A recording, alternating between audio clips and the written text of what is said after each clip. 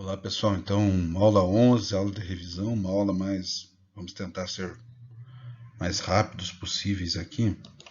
Mas turma, ainda lá no caderno de atividades de vocês, vocês peguem o exercício número 11 e vamos fazer essa atividade aqui no caderno de atividades, tá? Considere as seguintes amostras: solução de glicose 0,2 mol por litro, sacarose 0,1, papapá. Né? Tem soluções aqui, e daí ele está perguntando assim: admitindo ionização e dissociação completa, indique. Então, essas substâncias elas vão ionizar e vão sofrer dissociação completa. A ordem crescente da pressão do vapor, a ordem crescente da temperatura de ebulição, a ordem crescente de temperatura de congelamento. Tá? Então, pessoal, vejam o seguinte, vamos começar pela solução de glicose.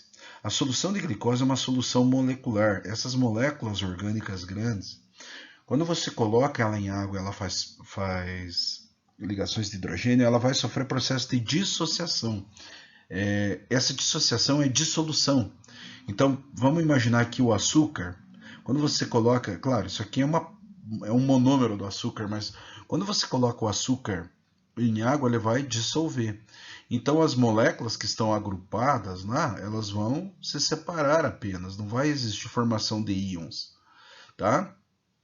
Então, aqui a gente tem, né, uma molécula que sofre dissociação.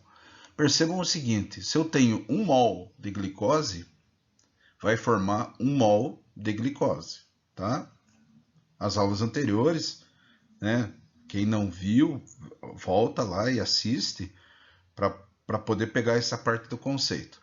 Agora veja aqui, pessoal, admitindo ionização e dissociação completa, se você pegou 1 mol de glicose, você vai ter 1 mol dissociado em solução, em água.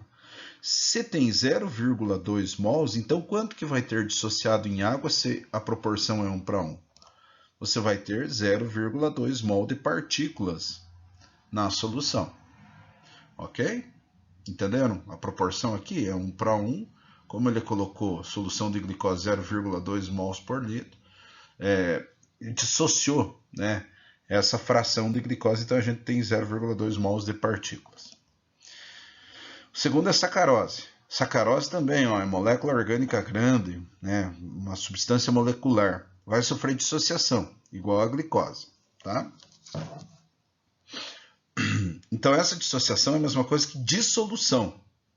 Então, você vai colocar lá a sacarose em água, a sacarose, as moléculas de sacarose que estão no estado sólido, o açúcar, esse é o açúcar de cozinha, né?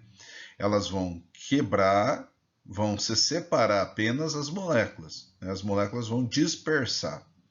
Então, vão estar dispersas em meio aquoso. Então, quando essas moléculas grandes, elas vão sofrer dissociação. Lembrando que molécula pode sofrer a dissociação molecular, que é isso aqui, tá? Não forma íons, tá? Então, a molecular só vai sofrer dissociação e a molécula também, uma molécula pode sofrer o processo de ionização, formar íons, que são as moléculas dos ácidos que a gente estudou, que são moléculas menores. Tá? Proporção de 1 mol para 1 mol, então se você tem 1 mol, você vai colocar em solução, vai dissolver esse 1 mol, tá? Já que ele considerou dissociação completa. Então, se aqui a gente tem 0,1 mol por litro de solução, quantas partículas eu vou ter na solução? Eu vou ter 0,1 mol de partículas, na mesma proporção, 1 para 1.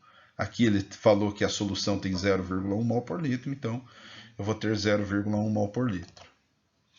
Terceiro, solução de NaCl, 0,2 mol por litro. Aí, pessoal, a gente tem uma substância iônica, o cloreto de sódio, faz ligação iônica, metal e não metal, tá? Quando eu coloco em água, vai formar íons. Então, vai formar o Na+, que é da família 1A, e o Cl-, que é da família 7A.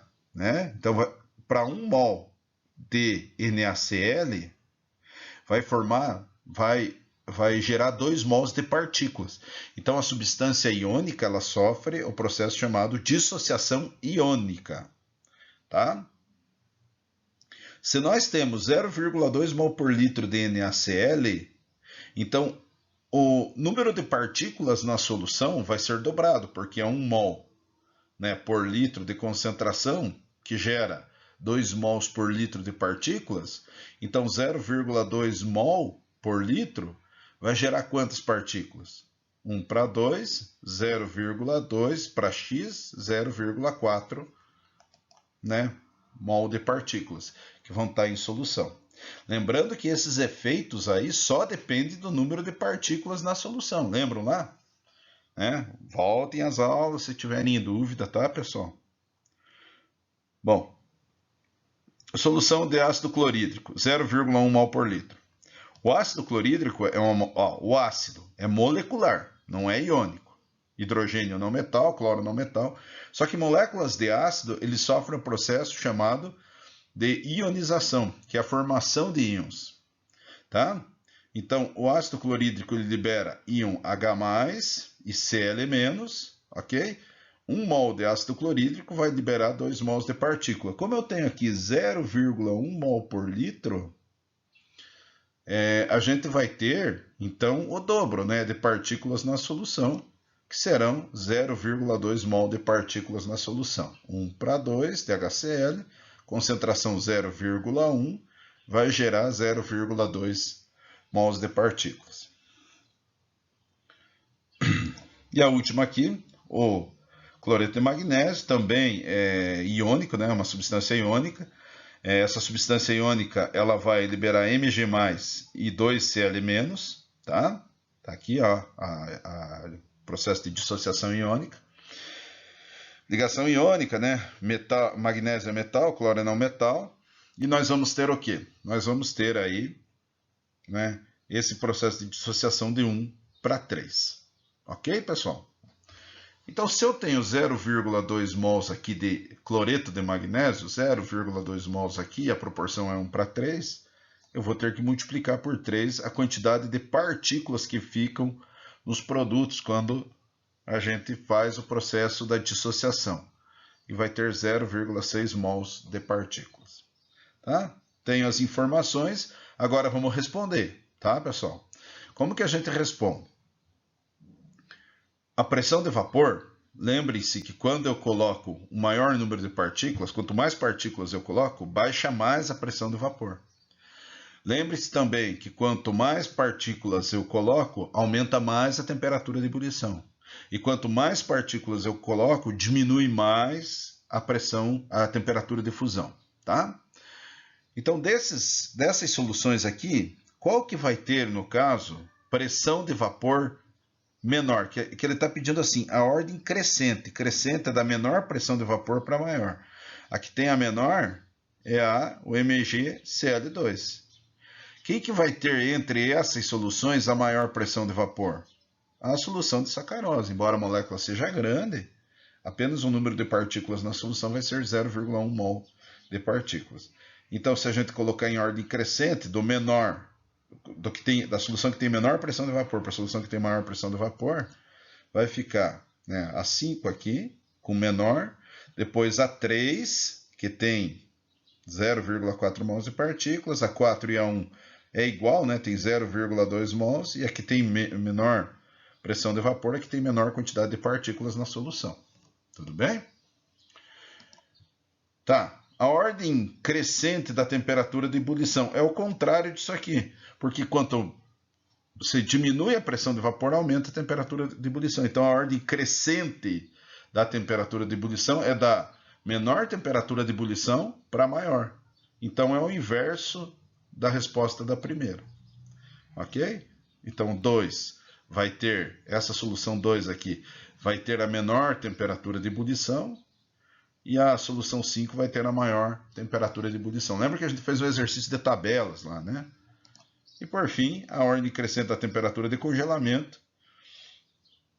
A temperatura de congelamento, ela vai, né, à medida que você coloca, quanto mais partículas você coloca, diminui mais a temperatura de congelamento, vai ser igual aqui à letra A. Beleza, pessoal? Esse efeito é chamado efeito tonoscópico, tonoscopia. Esse ebulioscopia e esse crioscopia. Faltou pressão osmótica aí. Se perguntassem, Onde ocorre a maior pressão osmótica, vai ocorrer na solução 5, porque tem uma maior quantidade de partículas. Isso aqui, pessoal, faz a gente lembrar de um macete aí, tá? Qual é o macete? Toda vez que coloca ficou soluta aqui, é soluto, em um solvente, toda vez que coloca soluto em um solvente, a gente tem a regra da montanha-russa, que começa descendo, sobe, desce e sobe, tá? Para vocês lembrarem aí. É um macetinho que os professores de cursinho colocam. Diminui pressão de vapor, aumenta a temperatura de ebulição, diminui a temperatura de fusão, aumenta a osmoscopia ou pressão osmótica. De novo, regra da montanha-russa, diminui pressão de vapor. Toda vez que se coloca soluto em solvente, diminui pressão de vapor, aumenta a temperatura de ebulição, diminui a temperatura de fusão, aumenta a pressão osmótica. Vamos fazer agora alguns exercícios da hora do estudo. Beleza, turma? Então aqui, ó, primeiro exercício 26 da página 63. Considere o dispositivo esquematizado abaixo que representa o sistema de dois compartimentos separados por uma membrana semipermeável, ou seja, uma membrana cujos poros permitem a passagem de moléculas de água, mas impedem a passagem de outras substâncias. Então, assim, turminha, vamos ver aí o que ele fala, o que está certo aqui. Aqui ele fala água e soluto. Vejam que aqui está uma solução com o líquido puro e aqui tem soluto, né? Essa solução B, ela é uma mais concentrada. Então, o que vai acontecer se a membrana é semipermeável? O líquido vai passar da solução menos concentrada, ou seja, do líquido puro aqui, vai passar líquido em favor dessa solução mais concentrada, a favor de igualar essas concentrações. Isso é osmose, né? Bom, considere ainda que os níveis iniciais dos líquidos nos compartimentos A e B são iguais e que durante o período de experimento a evaporação da água é desprezível. Então, ele não está levando em conta a evaporação da água nesse sistema, né? E ele só está fazendo a observação osmótica aqui. Então, assim, pessoal, vamos marcar aí o que a gente acha certo. É correto afirmar: a passagem de moléculas de água através da membrana semipermeável é denominada osmose. Tá certo, né? A água passando por aqui é osmose. A e B contém soluções isotônicas. Soluções isotônicas são soluções de igual concentração. Não, né? Essa solução aqui, ela vai ser o quê? Vai ser uma solução hipertônica em relação a essa solução A, que é hipotônica. 4. Com o passar do tempo, a água flui para o compartimento B, aumentando o nível dessa solução e tornando-a mais diluída. É isso aí que vai acontecer. Isso aí é osmose. Vai passar do A para o B, né? Para tornar B mais diluído. Por efeito osmótico, as verduras cruas murcham mais rapidamente após serem temperadas com sal, porque este retira a água das células das verduras. Correta afirmação também. Tá? Mais uma questão verdadeira aí. Podem perceber que em restaurantes eles deixam a salada sem temperar, porque se você coloca sal na salada, ela vai murchar, ela vai perder água. É o mesmo efeito que ocorre, por exemplo, quando se joga sal em lesma, né? Que a lesma murcha lá, ela perde a água por osmose. Questão 16. A água movimenta sempre de um meio hipertônico para um meio hipotônico, com o objetivo de atingir a mesma concentração de ambos os meios. Tome cuidado sempre com essa história de sempre, né? De um meio hipertônico para um meio hipotônico. Aqui, pessoal, a gente tem dois erros. Depende. Por quê? Vai depender se você está fazendo osmose reversa ou não. Lembra lá da aula que eu falei sobre a osmose reversa? E meio hipertônico para um meio hipotônico, não, é o contrário, né, pessoal? Deixar natural vai passar do meio hipotônico, menos concentrado, para o meio hipertônico, para o meio mais concentrado. Por meio do processo conhecido como osmose reversa, ocorre a passagem da água do meio hipertônico para o meio hipotônico. Aí está certo. Esse dispositivo pode ser empregado em processos de dessalinização de água no mar para obtenção de água potável. A questão é correta, tá? É isso aí. Beleza, pessoal? Boa prova a todos.